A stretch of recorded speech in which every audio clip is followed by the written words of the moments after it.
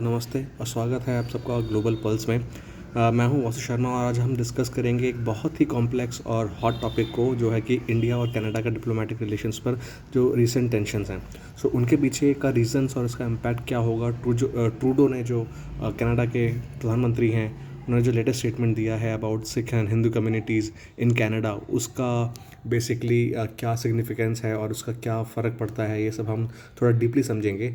तो सबसे पहले जो ट्रूडो का लेटेस्ट स्टेटमेंट है, बेसिकली वो इतना इम्पोर्टेंट क्यों है, तो इसके बारे में हम डिस्कस करते हैं। सबसे पहले ट्रूडो ने जो स्टेटमेंट पर चलते हैं, जो उन्होंने दिया, उन्होंने बोला ओटावा में कि दिवाली सेलिब्रेशंस के टाइम पे उन्होंने कहा कि जो खालिस्तान सपोर्टर्स हैं वो कनाडा के सिख कम्युनिटी को प्रेजेंट नहीं करते।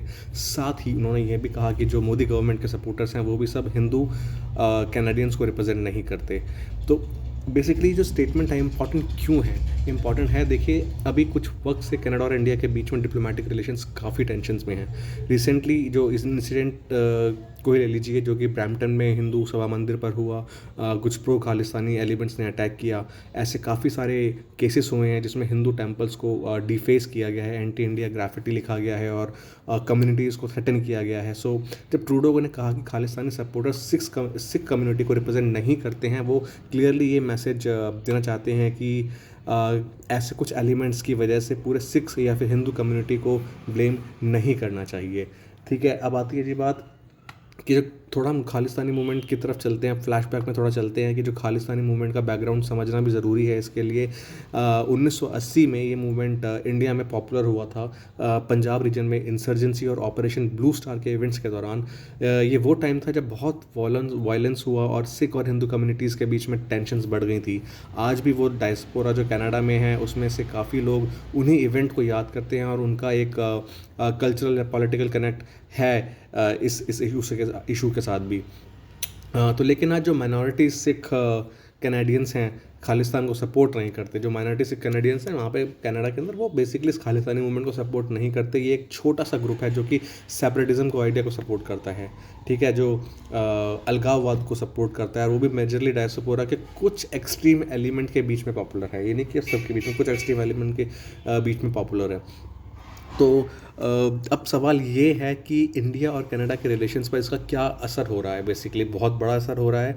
रिसेंट मंथ में जो हमने देखा कि रिलेशंस और जो टेंस हो गए हैं इंडिया और कनाडा के बीच में, स्पेशली जब हरदीप सिंह निज्जर, जो कि एक प्रोमिनेंट खालिस्तानी सपोर्टर सेपरेटिस्ट है, उसकी किलिंग हुई वैंकूवर के अंदर। तो ट्रूडो ने इस किलिंग का ब्लेम डायरेक्टली इंडिया पर लगाया, लेकिन प्रूफ के बिना ये क्लेम इंडिया ने स्ट्रांगली डिनाई किया। भाई कनाडा ने तो आपके ऊपर ब्लेम डाल दिया कि इंडिया इस चीज़ को सपोर्ट कर रहा है, लेकिन उनके पास कोई प्रूफ नहीं है। भाई एक सॉलिड एविडेंस तो देना पड़ेगा ना उसके लिए।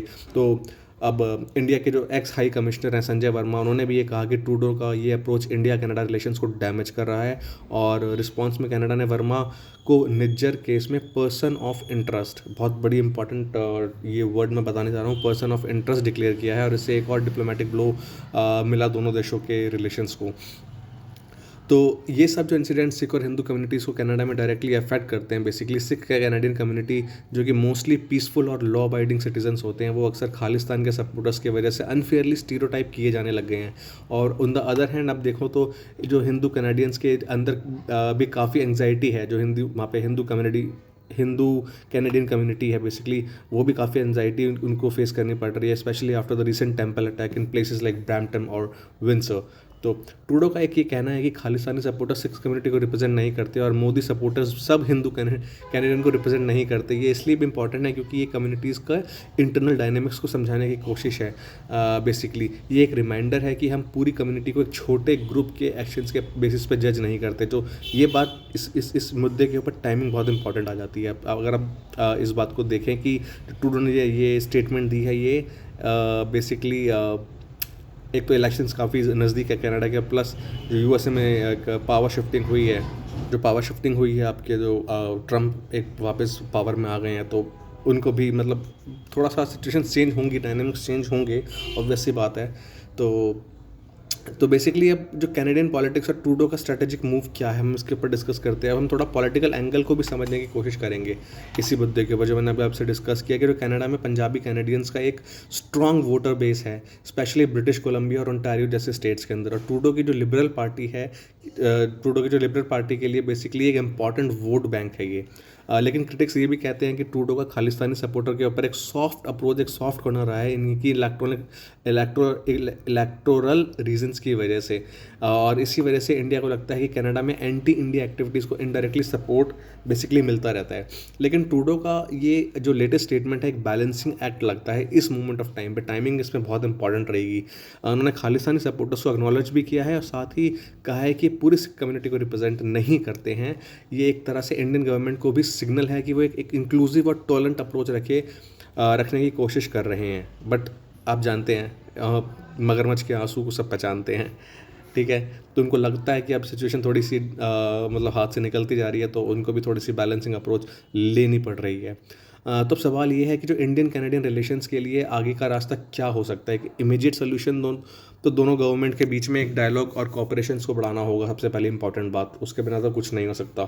कनाडा को अपनी तरफ से ये शो करना होगा कि वो अपने सॉइल पर हो रहे एक्सट्रीमिस्ट जो एक्टिविटीज़, सेपरेटिस्ट एक्टिविटीज़ हैं, उसको कंट्रोल कर सकता है, ताकि इंडिया के साथ ट्रस्ट रिस्टोर हो सके। इंडिया को भी सिख डायस्पोरा के साथ इंगेजमेंट और डायलॉग बढ़ाना चाहिए बेसिकली, ताकि वो खालिस्तानी आइडियोलॉजी की नेगेटिव इन्फ्लुएंस से दूर रहें। ये बहुत इंपॉर्टेंट है।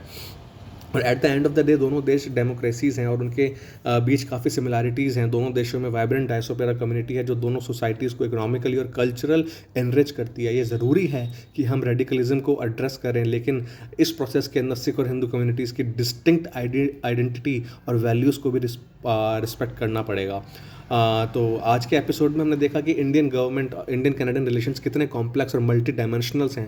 ट्रूडो का एक रीसेंट स्टेटमेंट एक रिमाइंडर है कि पूरी कम्युनिटी को कुछ एलिमेंट की वजह से ब्लेम नहीं किया जा सकता। यही रिस्पॉन्सिबिलिटी दोनों गवर्नमेंट पर है कि वो अपने सिटीजन्स को प्रोटेक्ट करें और वायलेंस एक्सट्रीमिज्म को स्ट्रांगली एड्रेस करें। And I would like to say thank you so much for tuning into Global Pulse. अगर आपको डिस्कशन इंसाइटफुल लगा है तो प्लीज़ शेयर करें, सब्सक्राइब करें और हमारे रिव्यू देना ना भूलें। नेक्स्ट टाइम तक स्टे इन्फॉर्म्ड और एंगेज। मैं हूँ वासु शर्मा और आप सुन रहे हैं ग्लोबल पल्स। मिलते हैं अगले एपिसोड में।